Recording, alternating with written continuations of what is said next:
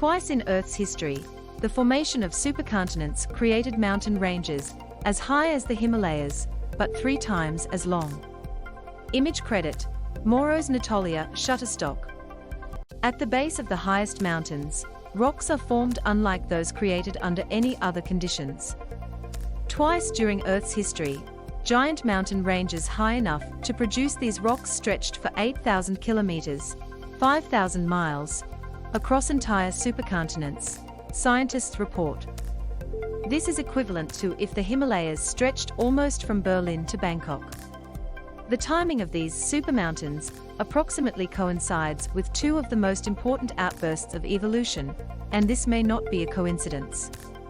Although garnets can be formed in other ways, they are only produced in abundance under pressures exceeding 1.2 gigapascals, something that requires the downward pressure of 45 kilometers of the Earth's crust.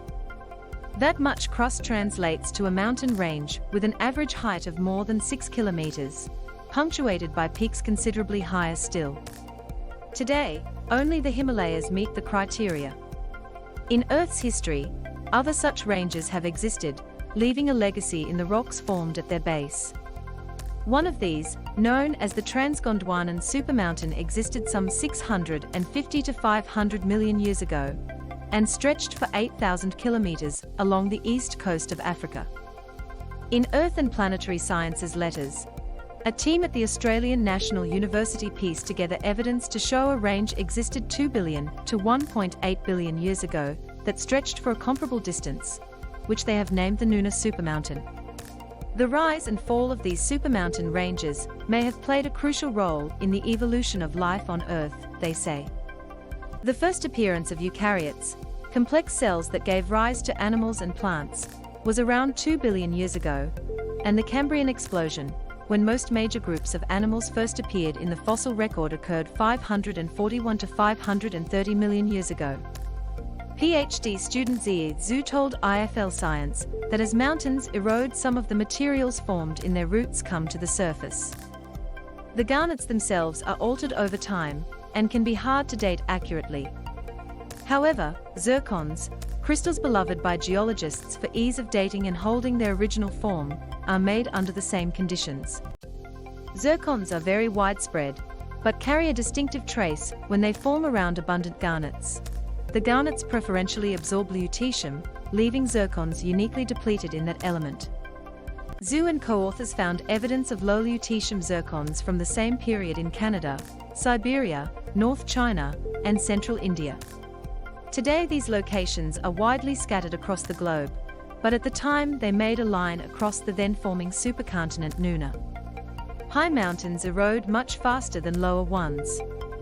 Rapid erosion produces a surge of nutrients, such as phosphorus, into the oceans, and is also suspected to increase atmospheric oxygen concentrations. Geologists debate whether the erosion of the TransGondwanan supermountain led to the Cambrian explosion. The authors wonder if Nuna did the same. What's stunning is the entire record of mountain building through time is so clear. It shows these 2 huge spikes. One is linked to the emergence of animals and the other to the emergence of complex big cells, said co-author Professor Jochen Brox in a statement. The connection remains speculative, Zhu told IFL Science. In the few days since the paper was published, she has received messages telling her the timing of the appearance of macroscopic cells is uncertain, making it hard to tie to Nuna. "We need more work from the paleontologists on this," she said. The team cannot be sure why the formation of the Nuna and Gondwana supercontinents produced such epic ranges, but Rodinia and Pangaea did not, Zhu told IFL Science, adding, "We are just presenting our observations."